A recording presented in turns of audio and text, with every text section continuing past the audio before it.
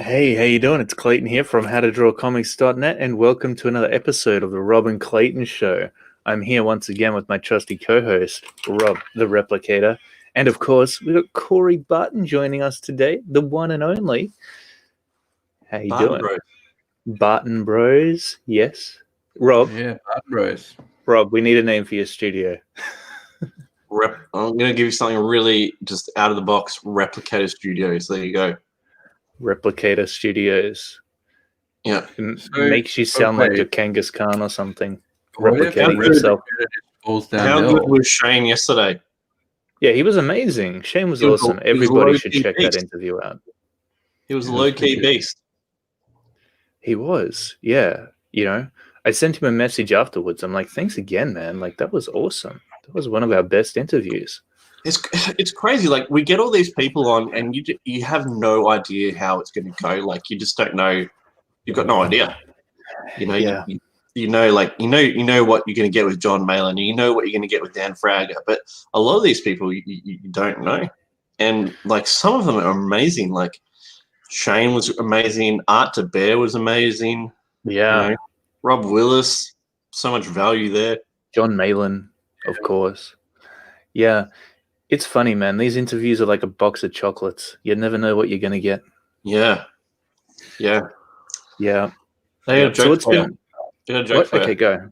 What's Forrest Gump's Wi-Fi password? I don't know. Forrest wrong. One Forrest one. Cool. Hey, I got a bird just squeaks in the background. Hey, I got a dad joke for you. Being a vegetarian is a missed steak.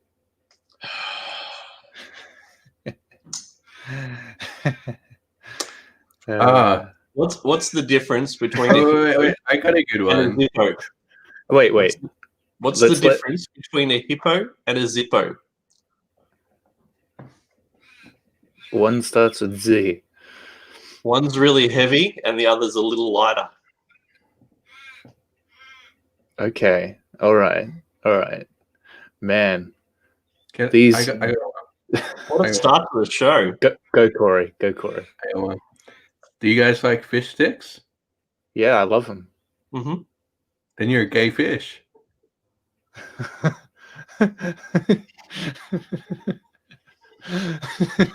And that's the show. Thanks everyone for joining us. We'll see you next week. All right, let's see what we've got going on in the comments. Johnny Cage, as always, we are going to talk crap about American comics today. Count me in. Hey, we didn't say that. We said one of them. We didn't say which one is kicking butt right now. Cool. Yep. All right, awesome. And hello to everybody else who's been like, yo, what's up? We've got Shane, we've got Martin, we've got Darren, we've got George, as always, our wonderful moderator. Thanks so much, man, for all you do. And yeah. Samurai Makoto, we've got Ryan Blue Thunder, Chaotic Neutral Comments, Darren Wagner, Johnny Cage, Jose, Martin Stephenson. A lot of good people here today. Already being called clickbait. Now, Rob, I feel like you're expecting a debate here today, but there's a part of me that believes we're all going to be in agreement on this topic. Yeah, I mean, it was funny because I was thinking about the title of it, and I was thinking comics versus manga, but then I'm thinking, well, it doesn't really apply to indie comics. Indie comics is a whole different thing, and we'll go into that a bit later. But mainstream comics versus manga, why is one of them doing so well, and why is the other doing so shit? Yeah, and I've got a whole series of points here. Yeah, man, you've planned it out these days, eh?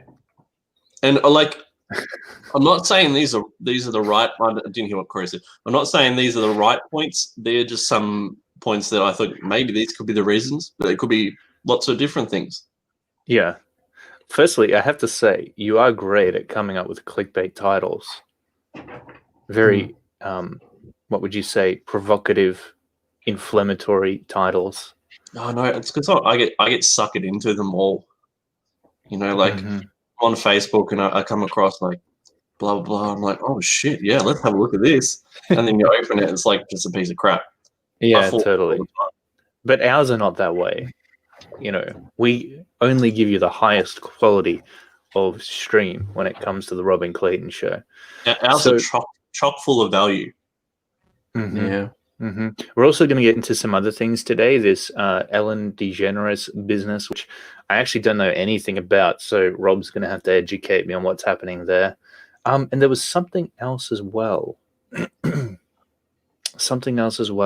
that Rob brought up. So, Rob's really bringing the content today. What was the other thing, Rob, other than Ellen DeGeneres, that you were going to talk about? No idea. I know it was the Harry Potter with all the wands that were. Oh yeah, that's brilliant. Yeah, so we're going to get that up as well later. Hopefully, it doesn't give us a copyright strike. Hopefully. Cool. So let's get started here. Rob, tell us, where do you stand? Where do you stand on anime versus American mainstream comic books? Yeah, well, I mean, obviously one of them's doing a lot better than the other, and it's obviously manga and anime. Really? Sales are growing. It's making huge inways into America. It's popular all around the world. It's selling tons. It's killing it basically. You can't argue with that. And I wanted to break down the reasons why it's doing so well. And do you guys have any thoughts on it? Because I've got a few points here. Yeah, well, do you want to start off with your breakdown, and then we can give our thoughts? I had a point. Okay, go, Corey. Yeah, so I actually think manga and normal comics are pretty different. Like the way you read manga, it's almost like an episode in a way. Like there's not too much dialogue on one page, but you just flip through the whole thing. And so it's different that way. And I think American comics' problem with them is too much dialogue. It seems like it these days, yeah. Well, that's one problem. Shane was talking about it yesterday. Like, I don't know if it's just me, but like it's a visual medium. The panels should be telling the story. The dialogue should be there just to add to that story. You shouldn't. If you want to have dialogue, write a book.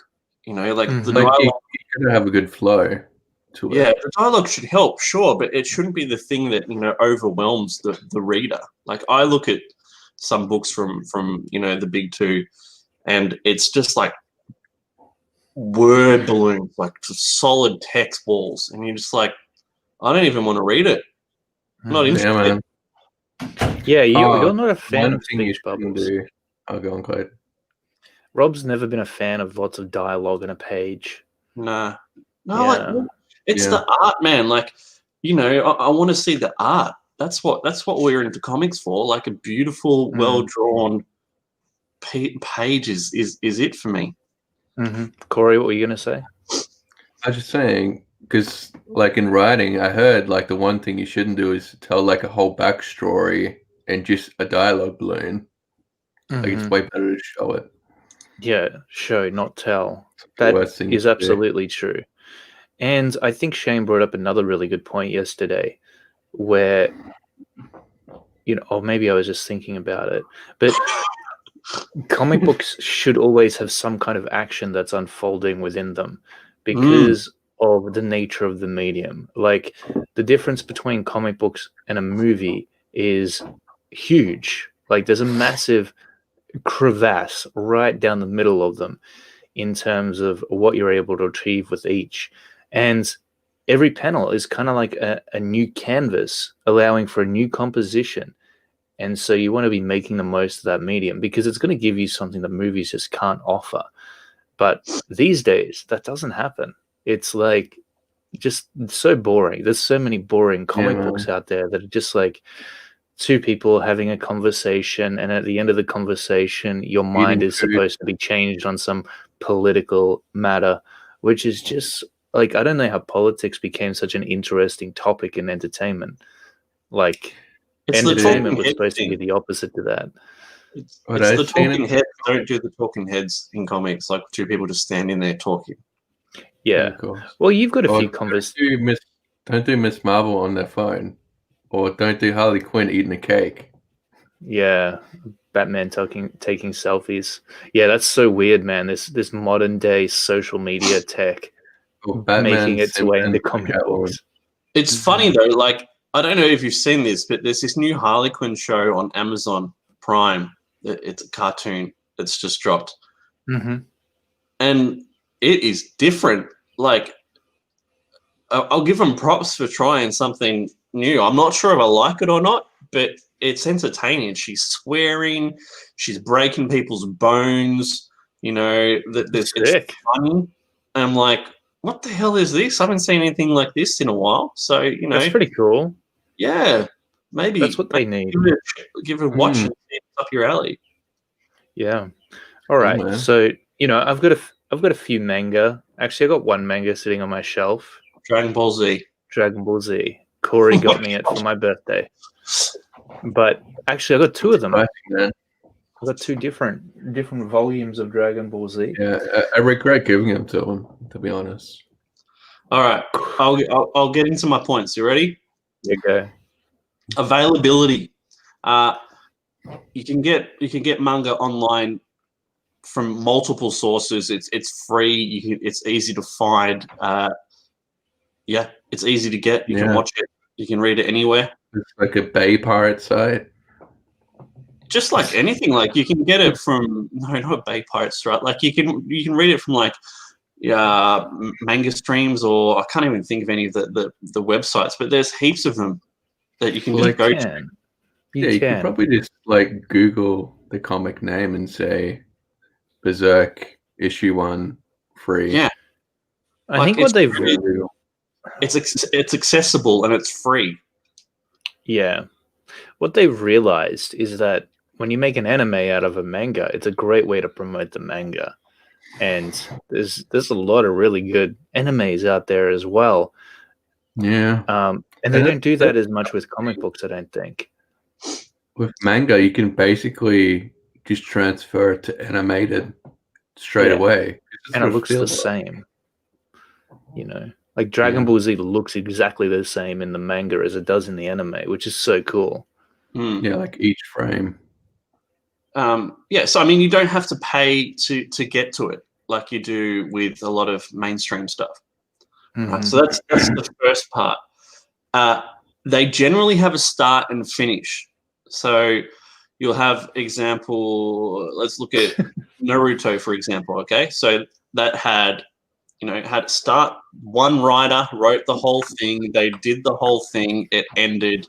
Then he started a new series. So it's one person creating it, his vision, finishes it.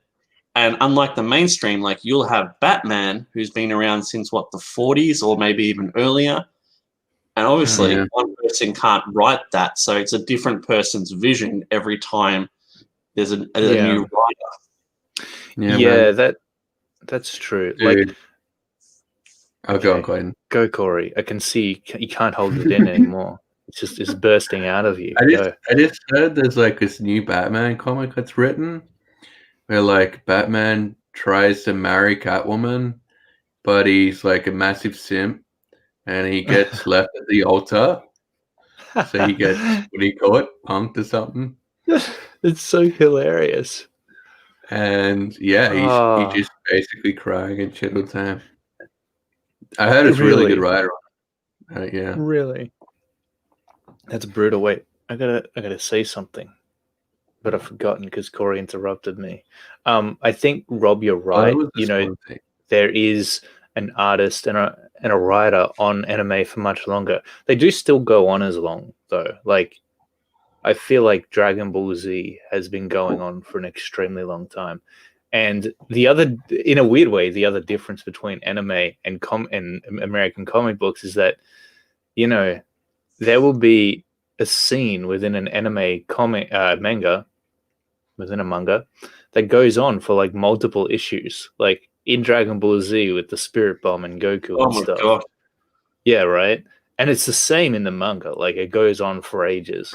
So I remember running home, or to see that the latest episode of Dragon Ball Z, and they're like busting my ass to get home in 30 minutes, and he's still fucking building the spirit bomb day after day.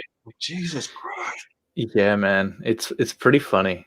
Or they're like training, they're like waiting for the Saiyans to arrive, and they're like training for a whole year, which takes up like 10 episodes. You're just like, man, when are these Saiyans gonna rock up? Yeah, what was that, Corey? Put your hand up when you want to talk, all right? Far out, man. I just won't say anything. I just want to add to the conversation. Like Goku was stuck in the tank the whole Saiyan or Frieza saga. He was stuck in that tank for ages. Yeah, and like obviously there's exceptions to the rule. Like you have One Piece, you have Dragon Ball Z that go on forever, but then you have stuff like Death Note, which Johnny Cage is saying in chat. You have stuff like Parasite. I can't even think of any others off the top of my head, but there'd be hundreds of them that have a specific start and end, and they follow the creators, plan for this series. It's not like they create something and then someone else takes it over and it goes in a whole different direction. I love that. All right, cool. Next point. Yeah, most manga have an anime series to accompany them. Yeah, I really like that. That's huge. Like who doesn't remember, in the 90s or the 2000s when we had the Batman animated series and you had X-Men and Spider-Man, and how like that's what really got me into comics back then, because we didn't like in Australia we didn't have a lot of access to mainstream comics. So getting these cartoons was like that was the shit back then. Corey, what do you think? Yeah, it's pretty cool, man. You can talk. You can speak now. Yeah, I don't have a point, man. I don't have a point. Okay, well, yeah, it's like anime is the music video of manga. It's like, and the other thing as well, I know there's a lot of movies being made, right? Like Hollywood is really taking the reins on putting these comic book movies out. But in a sense, animation, cartoons are much closer to the comic book medium because you can stretch and pull the characters, you can over-exaggerate them, do things that you simply can't do easily in the movie and actually have people buy it. Like, I know what CG is immediately as soon as I see it within a movie. And these superhero movies just have tons of it. Like, it's like the Hulk is just this 3D character, and I know it. Like, it's obvious. So I think that in order to maintain that suspense of disbelief, they've got to, make more cartoons, more animated series. I actually saw a really beautiful looking anime series of Captain Marvel, sorry. Get confused. And the artwork looked great. I was like, damn, I want to actually check this out. I don't know what it was like, whether it was like the movie or not, but same with that Street Fighter one, actually, Rob, that you were talking about. Like, the movie? Well, the anime version of it. Yeah, it was pretty good. Yeah, it looked really cool. Yeah, Chun-Li was hot as. So yeah. was Cammy. Like, dude, I want to check that out. Looked inspirational. It tickled my fancy. It's funny though, because DC, right? That they make animated movies, and the animation quality is top notch. Like the drawing quality is top notch. We're not going to go on about the stories, but why? I don't understand why they don't do them for series now. That to me seems like that'd be a great way to get people interested in the comics again. Yeah, totally. Well, I mean, go, Corey. I was gonna say, there's the other problem. Like most animated shows aren't as good as they used to be. Like before, they're all stop animation, but now they're trying to do like these weird 3D effects, like trying to cut corners. Like the new Berserk series looks like shit compared to like the old one. Yeah, that was so disappointing, man. I don't know what the hell that was. That was upsetting, man. Imagine if they did it like they did it back in the day. Yeah, like remember the original series of Berserk? Like that was really, really cool animation. It felt old school, had a little bit of soul to it, and then this new series came out, and it was just like I don't care if the animation's a bit choppy. Like it's fine. But if it's too smooth, It's got weird 3D shit dragged into it. It's not as good. I know, Like man. insane, like DC movies, great animation. They're not as good as like Attack on Titan, and they're not as good as like One Punch Man. Like some of the stuff they do in Attack on that Titan was amazing. crazy, absolutely crazy. I saw it, the Parasite show, man, on Netflix. That's some like the best animated stuff I've seen. I love really? it. Parasite's fantastic. I haven't seen it yet. Is it good? Pretty amazing. Yeah, I don't it's think really I totally finished it, man. But like one chick character dies, and I'm like, fuck. Like I was actually disappointed. I was like sad. Yeah, no, it's really good. Parasite's one of my favorites, actually. Really good show. Oh, I gotta check it out. Yeah, so I mean, like they're competing. Comic books are competing with manga and anime, like because they've, if manga doesn't grab someone in, the anime will, and then the anime will make them read the manga if they want to catch up because the manga's always ahead, like it's always ahead of the anime. That's cool, man. That's a good model. I did that with Naruto, right? Like Shippuden. I was like so hooked on the story, and I couldn't wait to find out who the main bad guy was.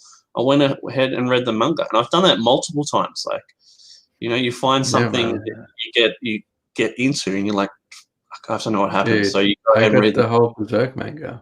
Yeah, it cost me like $1,000, but I had to know what happened next. Do you really have it? The whole thing, all the issues? Almost. Like I got up to go and get one of them.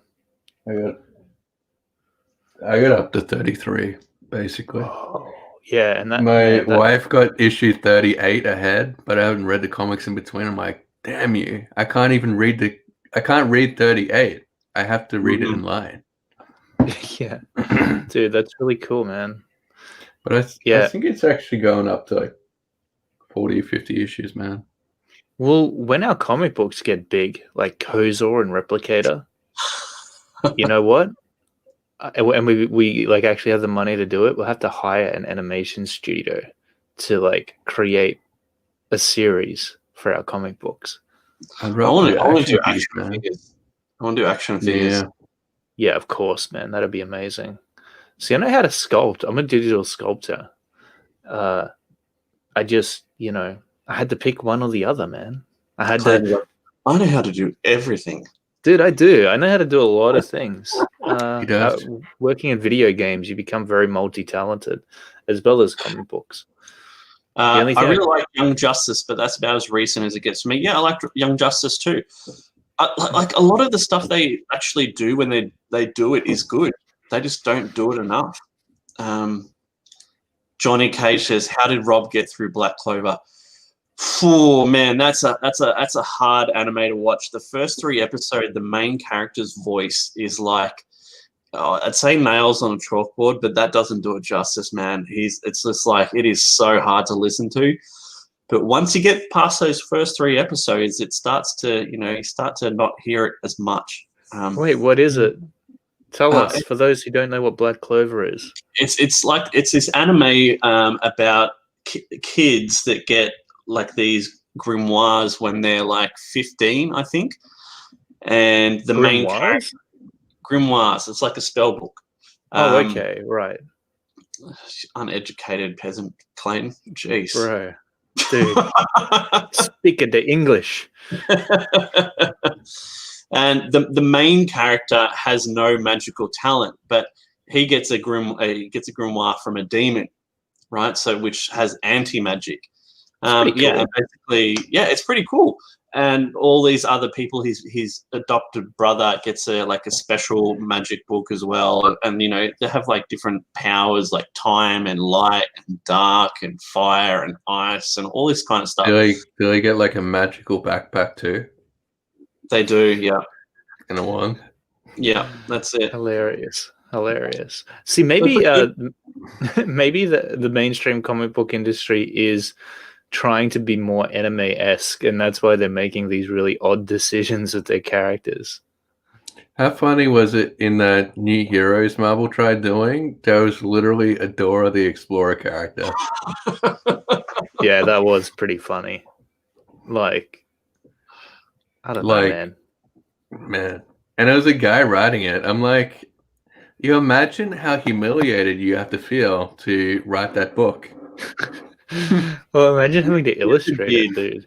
Wizard Beard has nailed it. Imagine Naruto choking on a chicken bone and trying to scream. That is exactly how he sounds. Oh, That's dude. hilarious. I hate to blow your mind, but Naruto's actually a chick.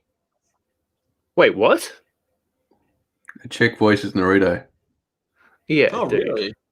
Well, there's lots of female and a voice chick actors. voices Bart Simpson as well. Yeah, she's like a old mum lady. Yeah. Hey man, I was looking at me and Erica. We were watching an interview with a voice actor who does Homer Simpson, and he also does like a bunch of other characters on The Simpsons as well. That guy is talented. He actually guest starred in a episode of Stargate. Oh man. Yeah, pretty Very cool. cool. All right. Back to the manga versus mainstream. Titles are fresh and have different genres. Mm-hmm. So it comes back to the whole start and finish thing. Like the titles are fresh because they're here and then they go away. And then there's something new that you have to pick up if you want it. And the different genres have like, in the mainstream, it's pretty much superhero comics, right? Is there anything else, really? Conan? He's a superhero, kind of. He's a hero. He's a hero archetype. I mean, I get Conan's what like Rob's a thief, saying. man. But like in manga, right? You have everything. You have horror. You have cooking. You have volleyball. You have everything. Dude, in modern mainstream comics, you have Miss Marvel on her phone. Yeah. Good as it gets. She's less of a hero and more of a friend. Trying to make valid points here, Corey. Jesus. She's you, Corey. Take selfies and shit. She could be just like you. You could be just like her. You're Peter Parker. You're Miss Marvel. You've got Eric McManus says launching Grey Matter soon. He says, but he doesn't say that. G.I. Joe and Teenage Mutant Ninja Turtles, but I guess they're superhero archetype. Yeah, that's true. Well, I guess there's graphic novels out there that are just. See, the thing is, superheroes are really, really marketable. They sell because people get them really easily. Whereas if you're like trying to explain this new comic book you've come up with, which is like, a cooking show, that's a hard thing to market. Like, how do you sell that to people? Right? Dude, I know how I'd sell it. How do they sell these mangas? You put Corey, hot chicks on the cover. Oh, that's probably how most mangas sell. If you had a basketball, okay, say it's like a basketball anime comic, right? I'll tell you exactly what I'd do for the cover. I'd make all the chicks wear dresses, have her jumping up with the ball, going into the hoop, upward shot, mate. Dude, you're gonna get us all cancelled. 50 grand, man. Well, did you guys hear about that anime? That was like, it was just chicks fighting each other with their boobs and bums, and basically the aim of the of the anime in every battle was to try and push them out the ring with their boobs or their butts. What's it called for science? I forget, but it was absolutely hilarious. What did Johnny Cage say just then? Oh, I don't know. He says lots of things. He was saying something about me. I want to see. Where was it? You uncultured swine. Oh yeah. I'm very, very uncultured. Kaijo? Yeah. Is the anime talking about? Dude, we got to get a video up of that. Can we get a video? Man. A video trailer. Don't they sell mangas as a big magazine? Yep. Isn't it called Shonen Jump? I mean, chat, is that what it's called? Yeah. Science. Yeah. Are you looking it up, Rob, or am I? No, you're looking it up. So, are we going to talk about how it's like a Karen in Australia trying to ban anime on Netflix? What? because they look like the girls in it look too much like kids because they all have big eyes and shit. That's hilarious, dude. Yeah, Jump is the big one. Yeah, we'll get there. We'll get there. So we're Like, going to get this it would- up now. This is anime, right? What? Say it again, Corey. I just gonna say it would suck to be the guy that has a wife trying to cancel everything. That's Yeah, good. I He's know. so He'd be like, exhausting. stop canceling all this good stuff. You're ruining my TV shows. Okay, Chrome tab, share audio. Hopefully that works. Whoa, hang on. Man, I don't want to get cancelled for this, man. Dude, we're not going to get cancelled. Can you guys hear that? It gets cancelled, man. Can you hear it? Yeah.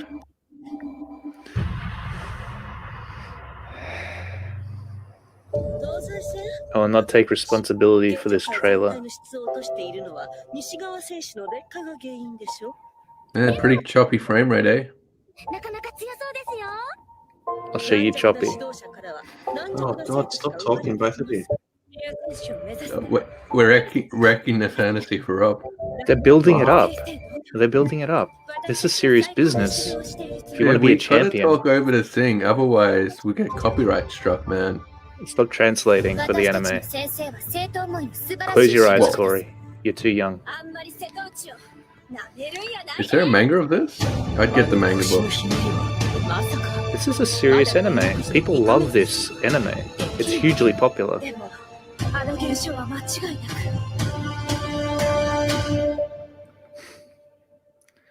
Any kids in here? Leave now. So how did you find this anime, Clayton? I don't know. Someone told me about it. I think it sure. was Gabe or Blake.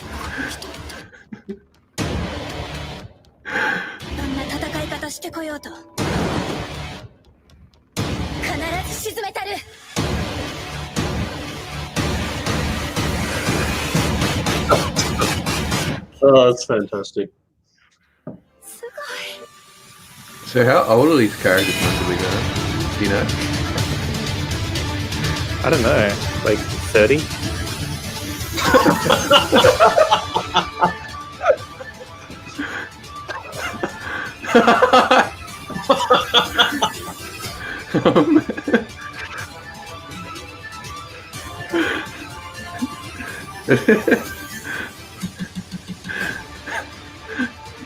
Oh, bad.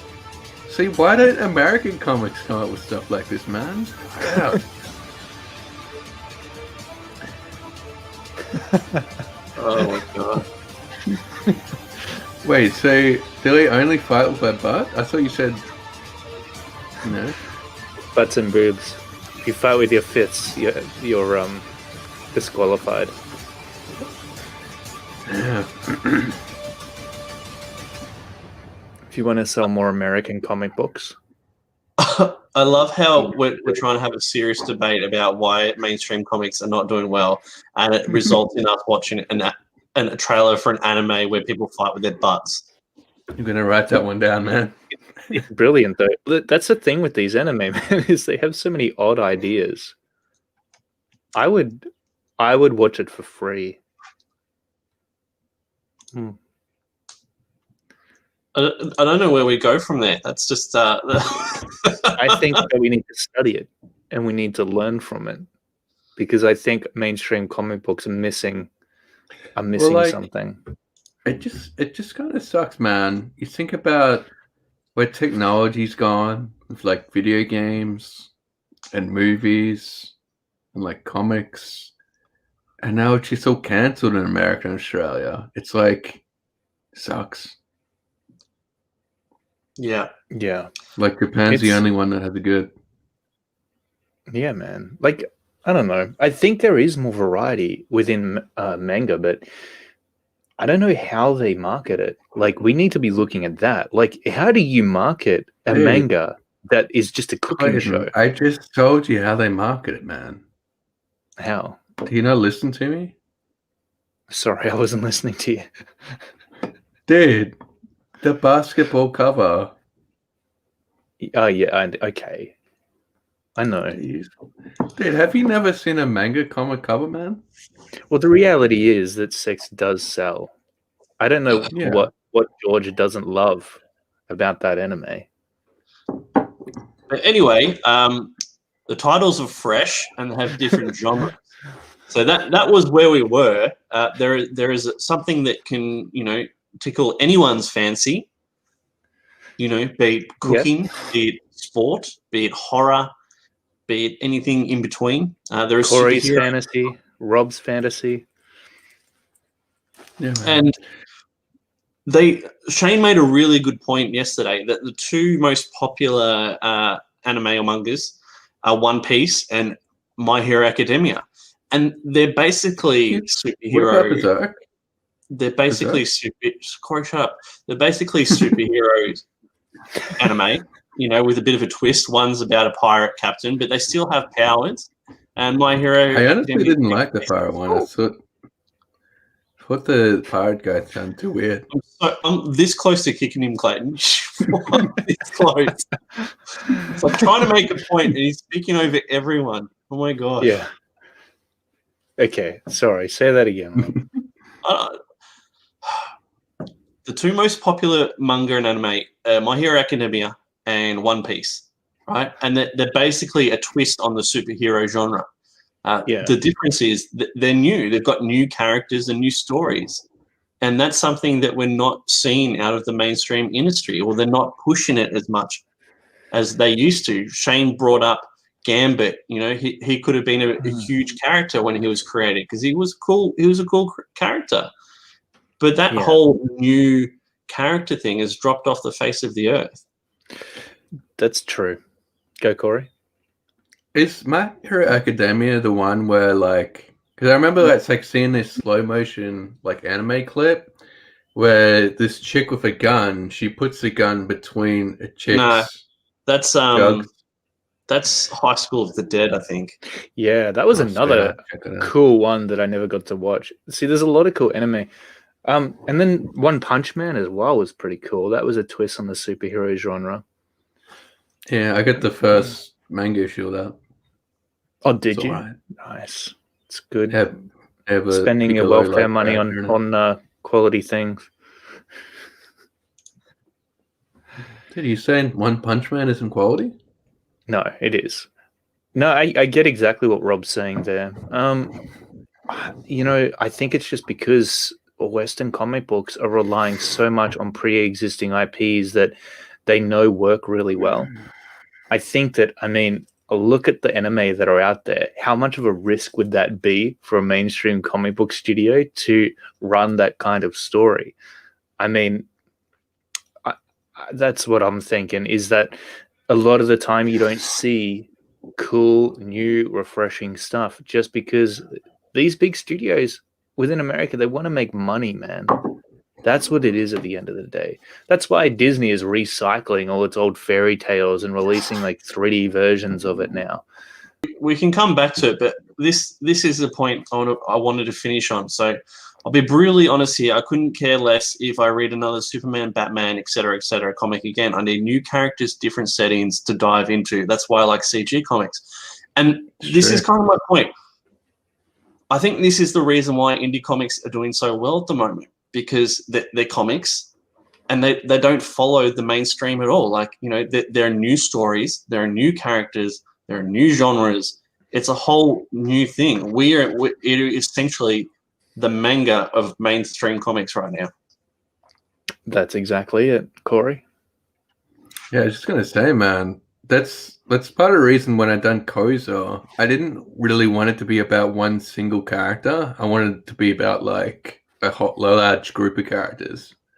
Because it's sort of like Mortal Kombat. If it was just Sub-Zero, it'd be kind of boring.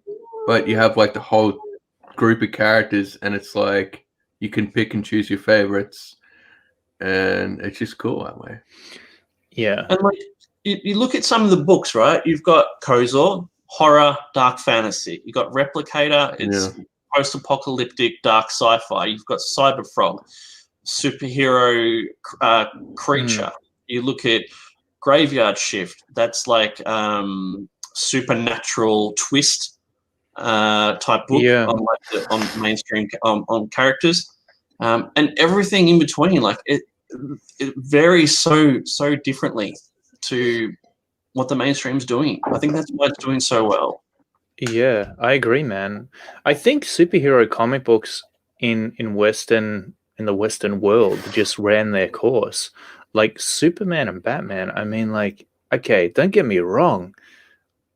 I don't mind them, but I'm not compelled enough to go out there and get another Superman comic. Like, there's just so many of them that after a while, you can only read about one character for so long. Like, did you know Goku was based on freaking Superman? That's how long Superman's been around. And that's another point I wanted to bring up. This is a really good point here, Connor. The anime and manga stand on their own and promote each other while having same similar stories. Also a matter of structure. American comics are very compressed and the manga are not. One point I wanted to make was you were just saying that where do you start with Batman? There are over 2,500 Batman comics, right? So if you wanted to start Batman, where do you start? Do you start at the beginning? Do you start from where it's good? Yeah, manga started anywhere. They retell the same story about his parents dying over and over. So you want to read Batman. You want to read Death Note? It starts and Death Note ends. Like much more satisfying to me. Yeah, totally. I agree with that, man. Oh, I can show you my Death Note book. What about you, Clayton? And what about you guys, chat? Are there any points that we've missed that you think are one of the reasons why anime and manga are doing so well? Let us know, because it's really interesting, and it's only my opinion and the rest of the guys. It's not based off anything. Corey, what the hell is the entire series of Death Note in one book? You need to sit your laptop on that so that your camera is a little higher. Dude, the laptop's gonna fall over, man. Yeah, dude. I mean, I think we got to be really taking a look at anime and manga and taking notes. I did like what you said about indie comic books. I think they're just a breath of fresh air. And in saying that, I think once indie comic books keep on leveling up the talent that are working on these titles, you're going to see more and more people jump on board, because with good-looking books and interesting stories with characters that are fresh and unique, that's a recipe for success. I mean, it's really the visuals of a comic book that sell it. I really loved what Adam said when he came on here, and he was talking about internet marketing and doing advertising on Facebook and social media, and how he would put out a trailer and he'd promote it to a bunch of people who didn't even read comic books, but just because they saw that trailer and they thought that it looked cool and knew nothing about the story, but because that trailer looked cool, people got into it. People jumped on board. He was bringing new comic book readers into the industry that weren't comic book readers before, which is so cool. Like, that's what we all should be doing. Yeah. Yeah. I forgot what I was going to say. It's gone. And, Replicated does have a very anime vibe to it, for sure. I can see your influence. Yeah. Yeah, man. Yeah. I gotta say, Replicated is a pretty cool-looking concept. Like the robots and stuff. Like what I'm coloring now, it's like the coolest stuff I've seen in a comic recently. Well, show us, Corey. What are you coloring? But it's like, here's a good example, right? I like steak. I love steak, right? Yeah. I like Batman. I love Batman. But I don't want to eat steak every night for the rest of my life, I want something else. I want something else to eat. Yeah. And, what if that steak changed? You want to eat a bit of sausage, mate? Bit of beef sausage? Instead of steak? Yeah. Oh. Dude, don't worry, I'll bring you back in, Corey. Dude, I was about to share a screen, promote Replicator, and this is what you do to me, man. Come on, I man. think your wife put some soy milk or something in your pancake. Someone put annoying milk in you at the moment. I might kick him again. He needs a timeout. No, he's all right. He's funny. Oh, awesome. He makes me laugh. Yes. Awesome. That's awesome to hear, sick. Darren. So It's just me, but every time I send out books, I get concerned that they'll never make it there. I don't have much faith in the post office. It's scary. What are we looking at here, Corey and Rob?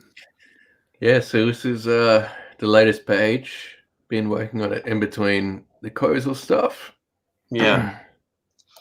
It's not explained great on the screen. It's a bit blurry to me, anyway. It's pixelated, yeah. Yeah. That's all right. But yeah, I mean, Corey's killing it with the colors, man. We're doing this sick scene. It's Pain and Swift Shock, which is Swift Shock's this guy in the panel on the left here, attacking a whole series of super soldiers and mechs.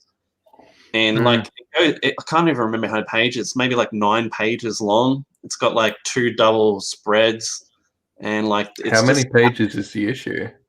It's going to be 30, 32. Oh man, it's too much to cover, man. I think I'm gonna have to quit. Yeah, you're a funny dude. And yeah, I mean, he set the mood so well. Like, it just looks so cool. Yeah, it's awesome. It's just cool. Look at that explosion. That's so anime. Yeah, man. That's like awesome. the robot guys are pretty cool. The masks are cool. Yeah, I like them. So do you feel like you're bringing a little bit of an anime flavor back to comics, Rob? It's not intentional. I mean, it's not like, but I think it's just who I am. Like, dude, it's so intentional. Ghost in the Shell, Ninja Scroll, like, I love their stuff. They're like some of my favorite things. Every time you ask me to design a character, you'll send me a reference and it'll be some manga character. Yeah. It's funny here in Australia. We just through instinct will be like manga. It's manga, mate. But then every now and then you'll get these like real manga nerds that'll be like, actually, it's pronounced manga. Mm-hmm. I laugh at them hard. So we like all weebs now? Okay. What are weebs? Yeah, I didn't know what a weeb was until the last couple of months, and Johnny Cage kept calling me it all the time. What are weebs? Yeah, I'd say you're much more weeby than me and Clayton, I think, Rob. Dude, what's Clayton's show that he watches with the chicks fighting for asses, that's pretty weebish too, Oh, so it's a good thing. It's basically where you're into manga and anime, you're a weeb. Oh, okay. Like Elon Musk is a weeb, apparently. Okay, so Connor kind of says Nightwing is one of the best characters in comics because he had permit change. I don't know what that means. Unlike Batman, there is a more clear timeline. Okay, interesting. I think he meant he had a permanent change into Batman or Robin to Nightwing. This is a good point by Martin. Every generation needs its own characters to follow, like their own music. Superman is my parents. Spider-Man is mine. What's out there for readers now? Manga. Safe Space. Really good point, man. And Snowflake. Permanent. He did mean that. Yeah. You hear that New Heroes got quietly cancelled? Did it? Yeah. New Warriors. Yeah, dude. Totally. For sure it did, man. For sure. What a surprise, really. I mean, I'm kind of disappointed. Like, I was looking forward to checking out the first issue, being reminded of how bad I am for being a man. There was so many critics out there waiting for their YouTube channel to start building up. It probably would have been like Last of Us, man. It would have been like Last of Us 2, where every critic just rated it 10 out of 10. Who's that? I feel that, like, as Australians, we're meant to know a lot more about things that we do. Yeah, maybe. I was like, who's that? What are they talking about? Yeah, we're a little bit sheltered down here, aren't we? Yeah, Like, we when don't. John, oh no, go on. No, go, Corey. When John mentioned Michael Bay movies or something, like which Michael Bay movies inspire you, I'm like, what movies does he do?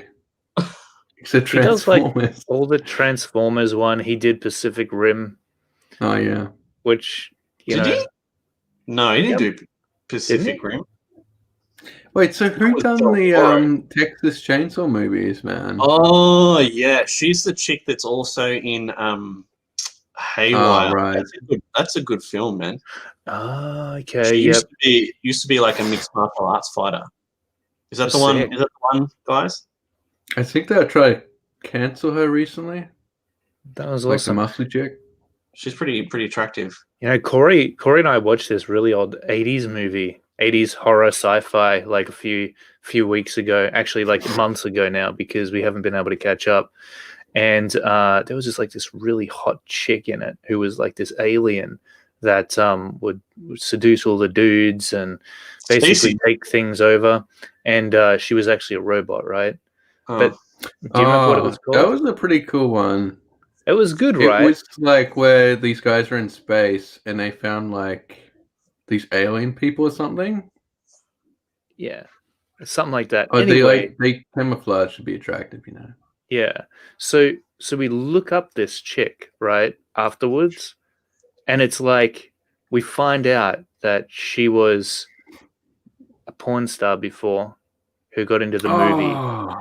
But yeah, like that she was like actually sad. but then we found out she was like murdered by her husband at the age of 21. So like that movie we watched was like the last movie she ever did. Like it was like a few months or a year before she got murdered. So we were Yeah. like, oh damn.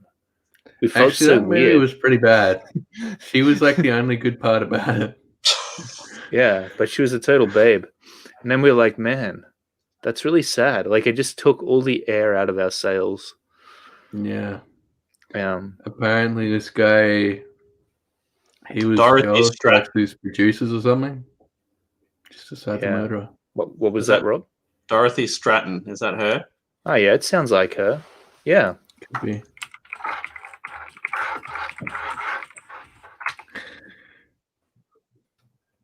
Yeah, it was her. Yeah. You gonna Pretty share the sad, screen? man. Yeah, okay. I'll share it. Did make sure it's nothing bad. Dude, there's nothing bad. Do you know what? They were actually back in the day, they actually had a little bit of Dweeb.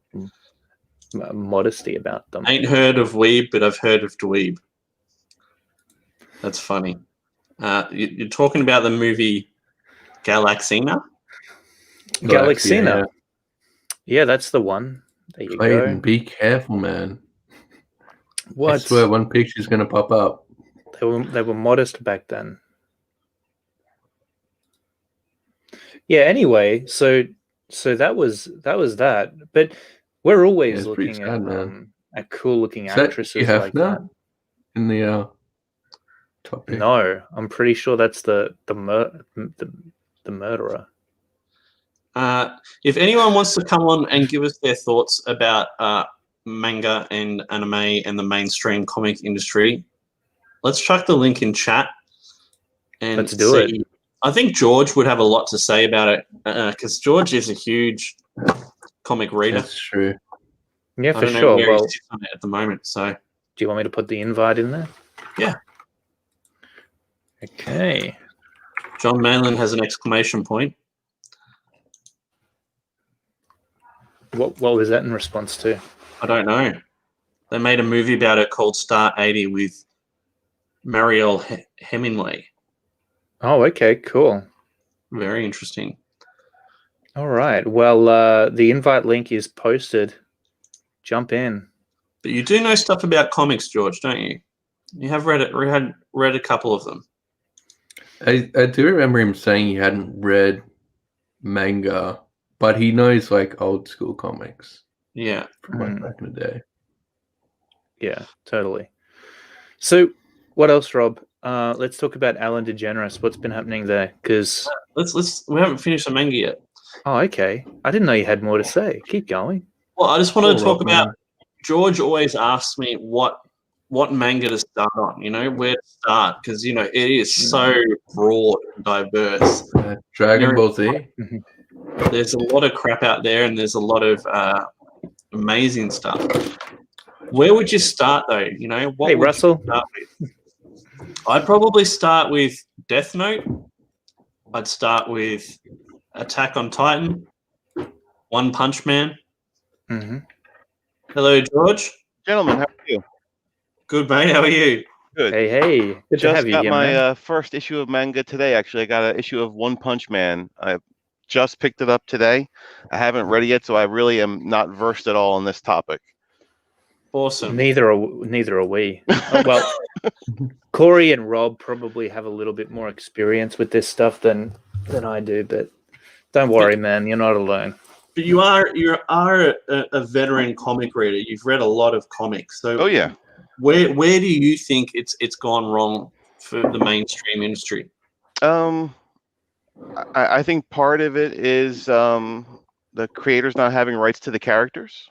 When I was growing up, creators like Walt Simonson and Frank Miller and Howard Chaykin and all those great guys came in and injected all types of new characters into the mainstream. Like, Walt Simonson brought in Beta Ray Bill and Frank Miller brought in Elektra. And all that stuff was fantastic.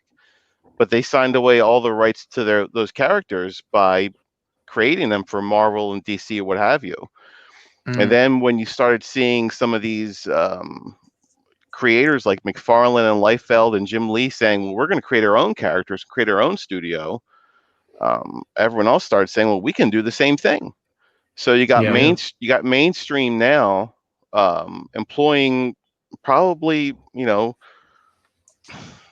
subpar talent because they want to have the credentials on their resume, but they really just don't have the ability.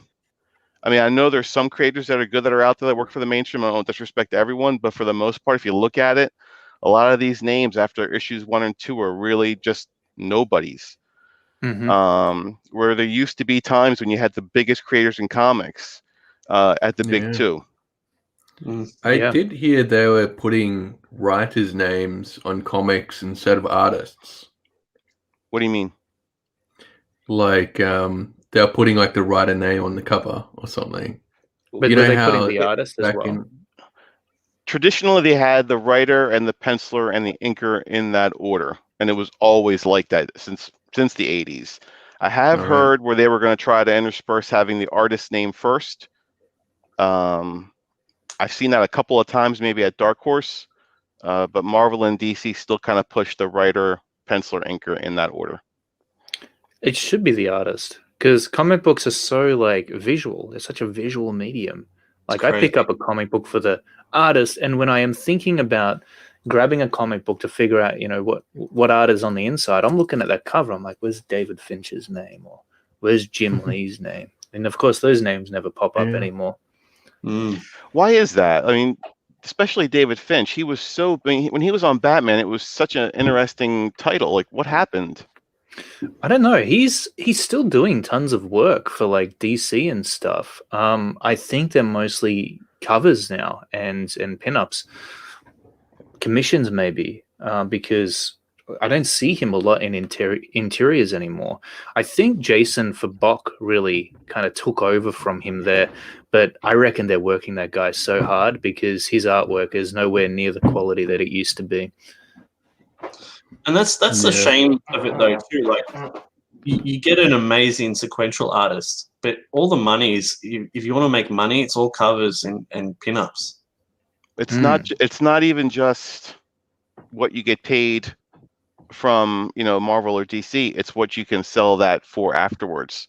So you go in and David Finch can do a cover for DC. Maybe they'll pay him, I'm going to make up a number, $2,000.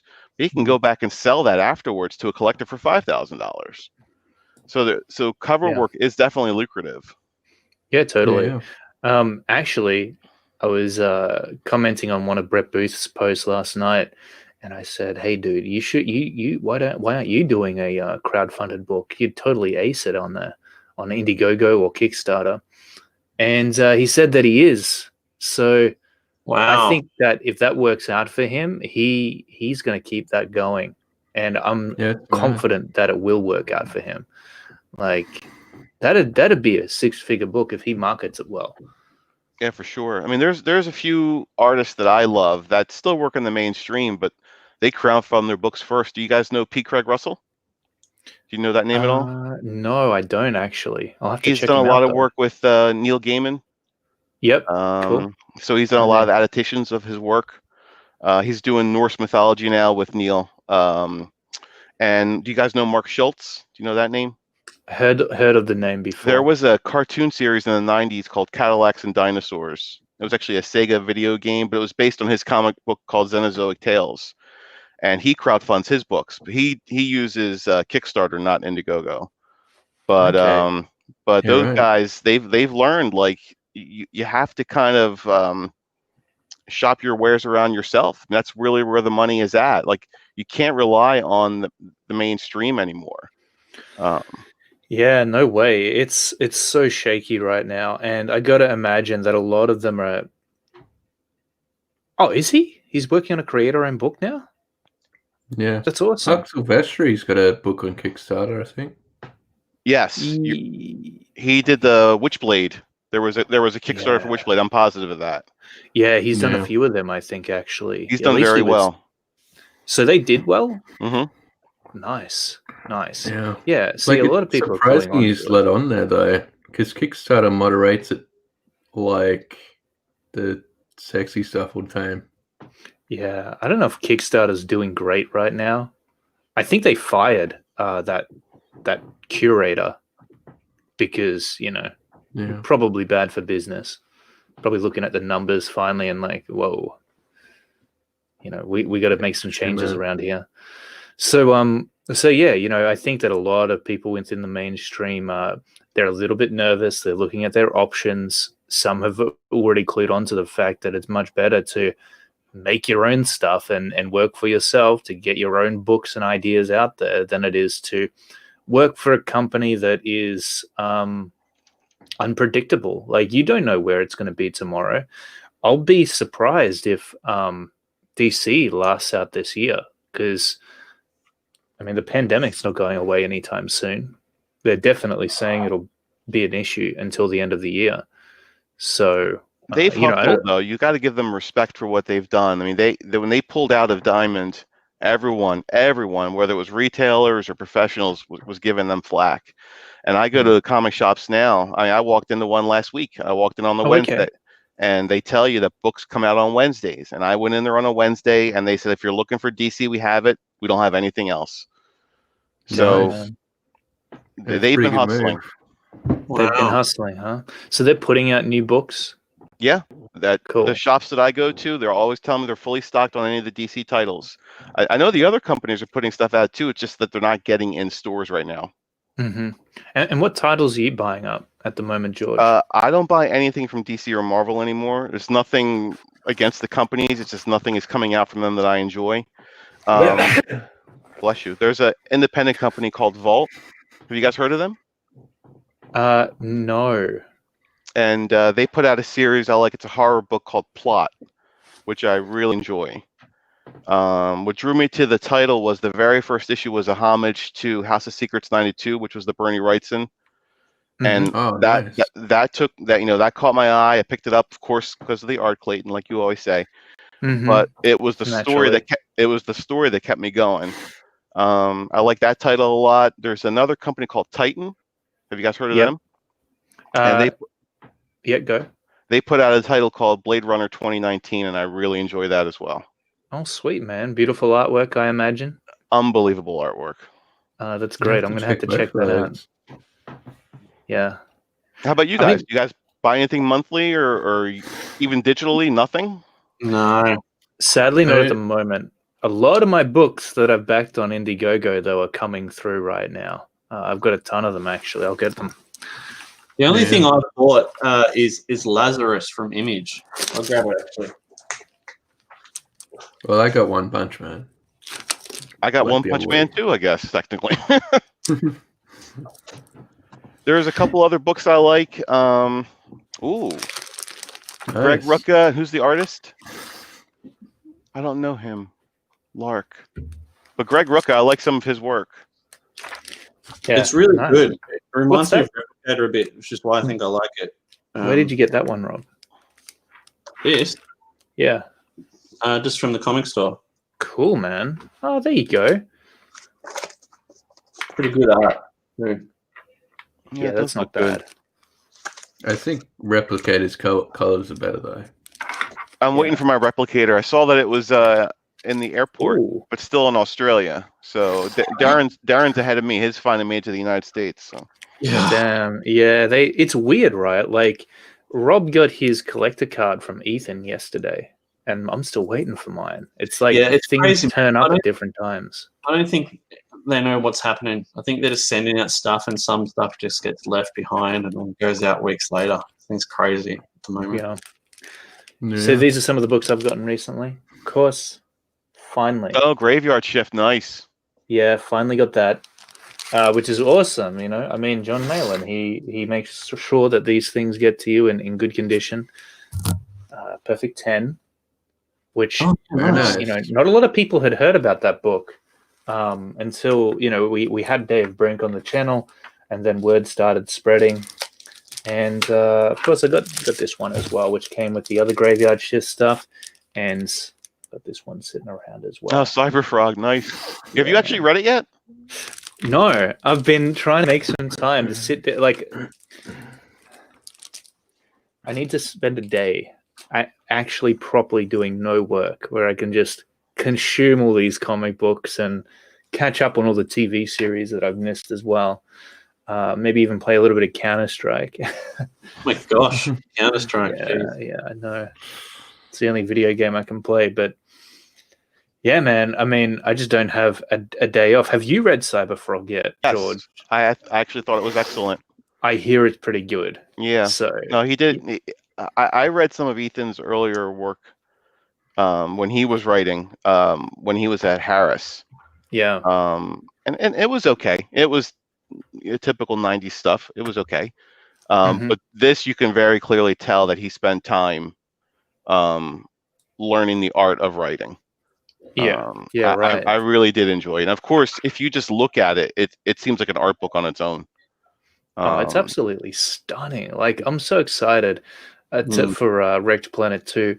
And then Unforgettable Tales, it should be turning up in the mail really soon as well. Did you get yours, Rob, already? No. Oh, yeah. He just started shipping, so I think it's going to be a little. How long does it take? Like, if a package leaves the U.S. and goes to Australia, how long does it take you guys? It's meant to be 2 weeks, but honestly, it's not 2 I'd weeks say for me. 2 months. Yeah, like month or a month or more for sure, easily. Yeah, for sure. Which sucks. Yeah. But I think they need more creature characters out there. You know, like, we've got a few of them. We got a lot of superhero stuff. Corey has just brought out, you know, his medieval horror, Kozor, which is something new and interesting. But I'd love to see, you know, like, do you guys remember Street Sharks and Biker Mice? And I mean, you know, there's the Ninja Turtles, of course. Like, I feel like those characters somehow, you know, it throws everything out the window when you think about how a lot of writers are like, you know, you got to create a character like Peter Parker so that people can relate to it. But, you know, for some reason with these creature characters, you just look at them and they look cool and they look awesome, and that's what kind of compels you to read the stories. I didn't watch many cartoons in the 90s. I watched Batman, the animated series. We talked about that in the chat, but there was one I enjoyed. I was probably too old to be watching it, but I did enjoy it. It's called Gargoyles. Did you guys ever see that show? Yeah, I remember Gargoyles. Yeah, that was sick. I did enjoy that. Yeah, that was really cool. Man, see, I miss that stuff. And I can just imagine if someone did a comic book like a Gargoyles on Indiegogo, and they were, you know, amazing artwork, of course, which is what we love. I reckon that'd do so well. So I know John Malin's working on a project. I think he calls it Project Thundar. And he says it's going to be based on the cartoons from when I was growing up in the 80s. So I'm really curious about that. So maybe he's taking your word to heart, Clayton. Oh, man, I hope so. That'd be pretty amazing. Knowing John, it's probably a type of Voltron. Yeah. He's a huge Voltron fan, apparently. It could be. There must be a joke there that I'm not getting, but I actually like Voltron. So. I like Voltron too. Okay. What is Voltron? What is Voltron? Transformers or something? Oh, mate. Yeah, I know. You've been living under a rock. I'm uncultured. You know the cats that come together and make the giant cat, and they've got the sword and the shield. No. That sounds mad, though. Hang on. It sounds really cool. Let me find Voltron for you. Jeez. It's on Netflix, Clayton. They revived the show. Oh, what? That's awesome. Does it look good? The revised version? I think I enjoy it. I watch it with my kids. Some people complain about it, but I liked it. It lasted 7 seasons. I don't know if you know the name Andrea Romano. I don't, unfortunately. She was the voice director for all of the DC shows, like Batman the Animated Series, Justice League Unlimited, and she worked on that show as well. And she's quite a talented lady. So usually if she's involved, I'm going to watch it. And I thought the show was great. Okay, cool. I'm going to check it out then. There it is. Voltron. Oh, wow. There we go. They have these cats, right? And there's like there's a yellow, the tigers or lions. Can't remember what they're called. George will know. You're like yellow and red and blue and black, and they all form together and make Voltron. So this has got the yellow tiger, the blue one. Yeah, I've seen something like that before. Surely you've seen this, mate. Yeah, it rings a bell. It looks familiar. John. Voltron has a special place in my pants, in my heart. John, did you like the Voltron when it was the 13 ships, or are you strictly a Lion guy? I'm just a Lion guy. Yeah, me too. Yeah, that's what was on TV. Yeah. That's what I watched. Yeah, we didn't have much of a choice back then. We didn't have all of this content that we get now on YouTube and whatnot. Just take your pick. Yeah, it's true. I imagine. Go ahead, John. I can talk old 80s cartoons all day long, but yeah, I love the intros on them for sure. Like this is my like retarded self, you know, like one of the things that you don't normally tell people, but I'll watch just like cartoon intros for like an hour. Really? Yeah. That's pretty sweet. The 80s intros are some of the best. I mean, they really are. Great. Yeah. The X-Men intro is my favorite. Mm-hmm. Have you seen the Japanese version one? It's even better. Oh wow! Nice. Yeah. Shock! Like the only English word they yell. Shock! I have to confess, I do the same thing. I actually like the Teenage Mutant Ninja Turtles a lot. Yeah. Yeah, it was a good intro. Mm-hmm. X-Men all day for me. Yeah, that was cool. Rob, look that up on a second monitor and tell me you don't love that more than anything. What's that? The X-Men Japanese intro. Yeah, let's get that up. Let's watch it. I want to see it. Can we watch it? I don't know. Can we watch it? I don't know. Maybe. I don't know. Maybe YouTube will get us taken off, but it's like free promotion for them. It. I mean, at least if we EFAP it, that's plausible deniability and say, hey, we're giving commentary. Yeah. Yeah, exactly. Yeah. That's a great idea. But it's fantastic because it's done like an anime. You know, like the X-Men that was in the States was still done like the cartoon was essentially done, but this one is like anime all the way through. Okay, awesome. This is the original here, right? Yeah. Okay. Well, let's get the anime one up. Well, you can play this as a reminder. Maybe people aren't aware of the differences, I guess. That's true. So this is very much how the animation in the show is. It's not bad. Really good animation. The theme. People love the theme. The music. I would put a lot much more better than 3D distortion on that guitar, though. Yeah. Cool. It's so quiet. Yeah, it's Rob didn't hook it up right. How dare you, Rob? And this is all fine and dandy, but man, I tell you, when you see this Japanese one. Yeah. Yeah. Yeah, that's cool. Didn't they have like an anime Wolverine show or something? Yeah, they did. I don't know, man. It might have been a different version of the X-Men, actually. Yeah. Cool. All right, Right. that brings Well, back some memories. Look for sick intro. Yeah, look for intro Japanese and type in shock. I think it actually says shock in there. Yeah, and share the audio this time. Did I share at that time? I don't know. I don't think so. Shock.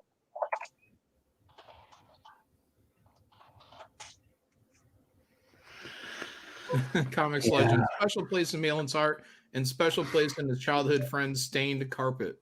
It wasn't in the carpet. It was just concrete. It was in the basement. That's so true.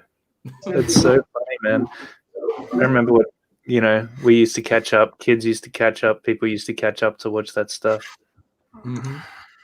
Yeah. It was South Park. I'd go to my friend's place and we watched South Park because I This wasn't one? allowed to watch it at home. Probably this is it. If they say shock, then yeah, this is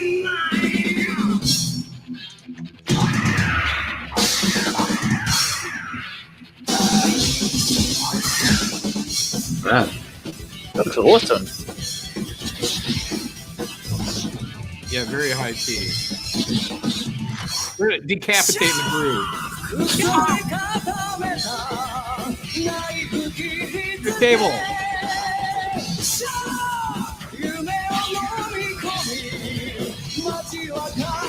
What the?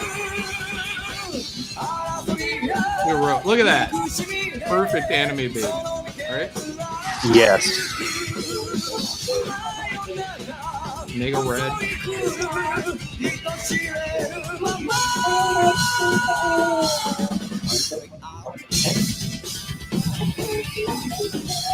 This is awesome.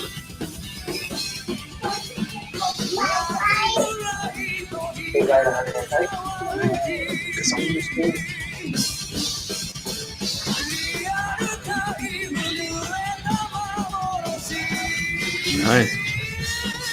So is this completely different to the American one, or is it the same? Oh, it's completely different. Corey, weren't you here when we watched the American one just like a second ago? No, but I was just wondering because it's Okay. the same X-Men title. No, he's asking was the show afterwards the same show with just a different intro? Yes, that's my understanding. Okay. Oh, really? So Yeah. it was still just the same show with. Yes, Okay. that's my understanding. I love how with anime, like the voiceovers just make no sense. Like "Cry for the Moon." Look, it's wild. Wolverine's wild. Cry for the moon. I like that. It's powerful. I never liked Jubilee though. Yeah, Why? she never really did anything. I mean, she had like a little firecracker power. Yeah, it's just You need those characters, though. Just those Yeah. characters that don't really do anything. Yeah, but I don't know. They kind of, I don't know. When I read X-Men, it seemed like she didn't do anything, but no one ever like pointed out the fact that she didn't do anything and she should not be there in any way, shape, or form. They're Totally. fighting Magneto and Juggernaut, and it's like, sorry, all you do is you have like a firecracker power. That doesn't do anything. It's true. It's the you're truth. wildly annoying. You need to stop that. Yeah, you know what? I got a great idea for the mainstream comic book industry. I think that they just need to make anime versions of all of their IPs. They've tried that. Oh, Yeah, there was a couple of anime versions of DC properties. I know they did a Death from Sandman, an anime version. They did a couple of things. It didn't do well. oh, that's too bad. Yeah. I did Nice see try it. though. Yeah. Well, I think I sounds said cool. I don't know where it was last week or something. They tried doing the Spider-Man manga or something. It looked good, but it just didn't go. To your topic, manga versus mainstream. Yeah. I would like to add one of the appeals for manga, and I'm not a hardcore manga fan at all. But one of the appeals that I would say that you get from a manga is mangas are very much more like it's like never-ending story. These books are dangerous. Anything can happen in here. The characters could completely be dead. I mean, there's an actual journey here with the sense that there's like a reward at the end. So Totally. American True. comic books, everyone gets from an early age that it's completely corporate driven. They're the main guys are. You're not going to go on an adventure with Peter Parker for the most part that is going to change the character fundamentally or put him in anything that is would be considered dangerous or even offensive. So I mean, that's kind of the appeal for manga. But John, that used to happen.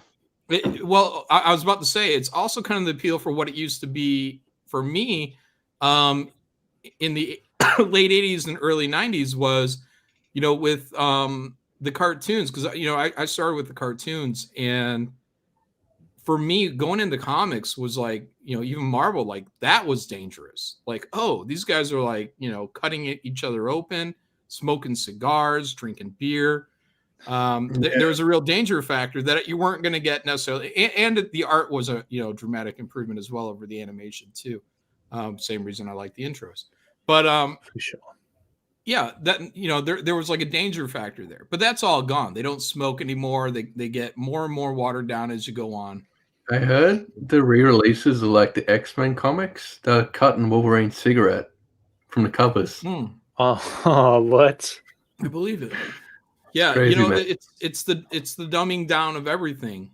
Yeah, it's sad, man. Yeah, I've had this discussion several times, but just like Disney, they bought or they created Touchstone, which was to be a more adult-oriented film line for themselves. So it didn't affect the Disney brand. So they created Touchstone. They released Splash, which had that what are Daryl Hannah's butt running on the beach.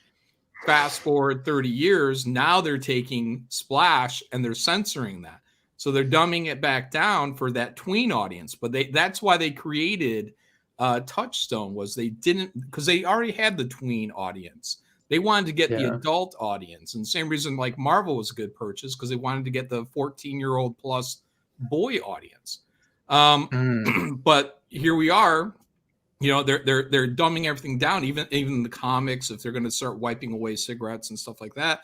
It's like, well, all you're doing is you're getting right back to that tween level of maturity. Yeah. So there's no danger there. So all of a sudden, these purchases you made to get that more mature audience, it's all dwindled away. It's all been for nothing. Touchstone, Splash, you're going to watch the bootyless version now, the tween friendly version, which was the whole point of why they built the company in the first place. Yeah, that's so sad. And I feel like how old are tweens? Are they like teenagers somewhere? Yeah, between? they're like between like I don't know, 8, 9, and teens. See, when I was a tween, I loved booty. Like that's what I was after. Right? Well, that's where you start figuring it out. Yeah. Yeah. And by the time you hit 14, you're all about it. But that's just it. It's like, everything is being made for basically very young children now. The movies have to be sanitized. The comics have to be sanitized. So all of a sudden you're losing that teenager audience and that adult audience. Wow, Chris Brown, thank you so much for that super chat. $10. That's awesome. So Chris Brown says, you can do so much more with storytelling in manga, and kids don't want to be preached to. He says, so this is the address for his Indiegogo campaign, I believe. Omega Black, Volume 1. Check it out, guys. There is the link. Take a mental snapshot of it. Check it out later. Yeah, there's no consequences in like the mainstream. I watched a DC animated movie. I can't remember what it was, but basically they all got Justice League got their ass kicked. People, maybe they died. I can't even remember. But at the end of the movie, they're just like a Flash run back in time and reset it with a flashpoint or some crap like that. So it's just like, what's the point? That was the Dark Apocalypse War. That movie was horrendous. It was. That's one of the reasons, like, I wanted to create Replicator. Sorry, talking about me, but like, I wanted consequences. I wanted people to die. They wanted, not everything's happy and sunshine and rainbows. There'll be consequences. No, totally. Spoilers: a few people dying. Or a fair few people die in Koza. Corey, First issue. don't tell everybody. No, it's okay. So, I'm the John, biggest. John, since we're talking about cartoons from the 80s, and you mentioned Project Thundar in the past, I know you're working on Graveyard Shift 3 now, but what's the timeline for that? Late fall, early winter is what I'm planning at right now. So we're going to see how it's going, because I also have this fulfillment thing that I'm trying to get started up here as well. And I've already got people lining up on that. But it looks like everyone's trying to crunch for December. So that would be right smack in the middle of my drawing time. And I actually have so much volume coming in for December. This is just from, people that I'm talking to in private. But I'm going to have so much volume coming through in December that would actually eat up my entire. And keep in mind, I wanted to keep December completely free this year. I was like, I am not going to work in December. I'm going to enjoy Christmas, is what I told everybody. But right now, it looks like everyone. Graveyard Shift Volume 3 as well. I'm still trying to get that printed and shipped by the end of the year if I can. So, that would be a 4-month early delivery on that book. But, I got to wait because the art's not completely in my hands now. I have Rob Willis out there, Aaron Ofechi out there. So, they got to make their deadlines. Joe Ball as well. I got complete faith in them. But then we have to get it right to the printer right away in order to get it back like November-ish. So. And for Graveyard Shift 3, you're going to do the same thing where 60 days and that's it, right? There's no in-demand store at all on that, right? That's correct. Yeah, 30 days and 30 days. That's how I run the Graveyard Shift. That's it. Cool. It'll be over. Nothing, no other options after that. So no in demand. That is correct. And just real quick, since we're talking about it, if you are on the mailing list, there was a secret perk. That secret perk is only going to be available for 16 days left, and then that secret perk will be gone. That saves you $55 on the signature tier, which is on the main page. So you guys that's awesome. check that out. Yeah, that's really awesome, man. This campaign is just doing amazing numbers. Yeah, 1,392 backers. Damn. Yeah, we have the benefit of 2 campaigns before it. The mailing list is a big bonus because it gets everybody aware ahead of time. And, obviously, we do get the time with Ethan to get in there to get a good push on it as well. And, I mean, that's a home run. So, and you got the Jack Show, and you built your own channel as well. So, like, you're doing everything possible. Yeah. So, yeah, I have my own channel. Guys, go subscribe if you want, whatever. I think I have 7,000 subs, so it's not bad. But there's 7,000 strong Comicsgate subs. So, they're hardcore though, John. Like you'll post a video and you'll have like 1,000 people watching sometimes. I think we get up to around 800. That'll be like Jack Show or something. Oh, but when I do Mail In After Midnight, we'd get 500 people in there watching a live stream, even though the video would only be 5-10 minutes long. So it actually that's amazing. Those were pretty popular videos. So they're just really hard to make because everyone wants to make them all the time, but it's like the time that it takes to make and I got to be passionate about whatever I'm talking because I got to deep dive. Totally. Because usually it's trying to put somebody, either in their place or correct the record. And once I post one of those, if I'm wrong, everyone's going to come after me. So totally. Let's get let's watch the trailer since we're watching videos. So I'm going to stop sharing this screen for a second and reshare it with audio. Man, Indiegogo. Harry Potter thing.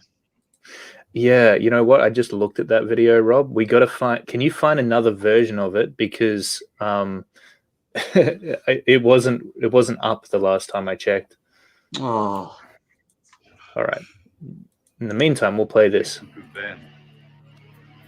Children of the night. What music, hey?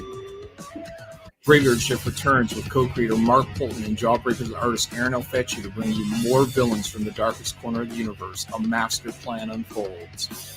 New heroes, surrounded by enemies everywhere, Graveyard Shift, upon returning to Earth, must join forces with the Dimension Hopper Grom and his commando unit of superpowered monster hunters to fight off a werewolf infestation that has begun terrorizing the world in their absence. 50 pages of full-color, pulse-pounding action. Also, we're offering a new supplemental book, including a story by myself and new art talent Rob Willis, presenting the debut of Degeneres, the last of his people. Genoa comes to Earth to stop a genocide. Also featuring an additional story by Rob Arnold with art by Joe Ball and Little Graveyard Shift by Kyung Lee, and more, only on Indiegogo. Awesome. So cool. I hate my own voice, by the way. Your voice is great in that. You should make trailers all the time. John's been really generous. He's allowing me to share heaps of the script. So that's all I'm allowed to share. There you go. He goes, yeah. I like to keep everything close to the vest. Yeah, you do. You're super secretive. We're not going to get anything on Project Thunder today. Yeah. Well, you know, the thing is, and I've said this before, but I like surprise, and I think fans appreciate the surprise.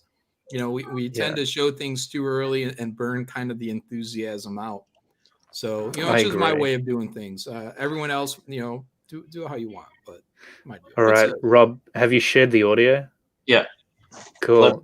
Can you hear it? Yeah, let's play it. Sweet.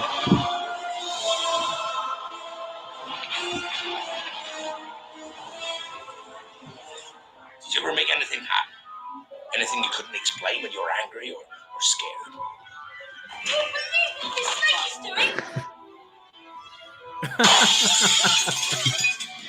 You're a wizard, Harry. I shouldn't have told you that. I should not have told you that.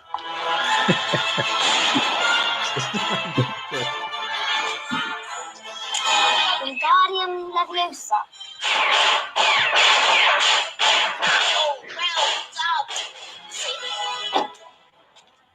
I'm warning you now, boy. Any funny business, you won't have any meals for a week. Oculus Repairer. Alert war.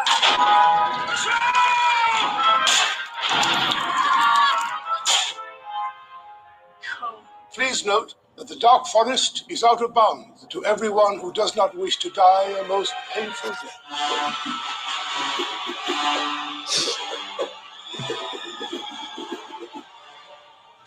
Lewis Helen!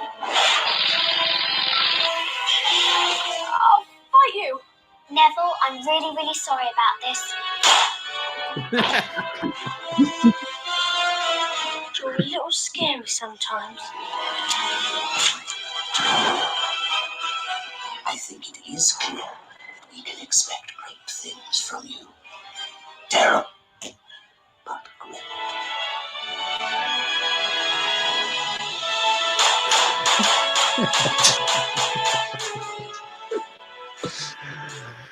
How good is that?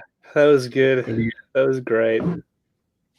Yeah, those wands are kind of like, they're deadly weapons, man. They what are the SJWs going to do in 10 more years on Harry Potter? Oh, man. Turn them into walkie-talkies? Oh, you guys here are trying to cancel Kindergarten Cop now?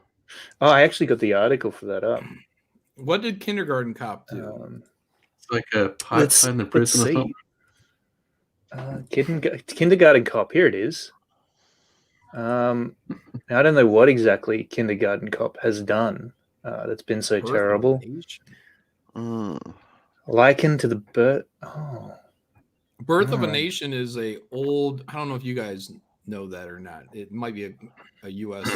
old, I think, silent film, and it's like the KKK running around on horses and shit. It says it all here.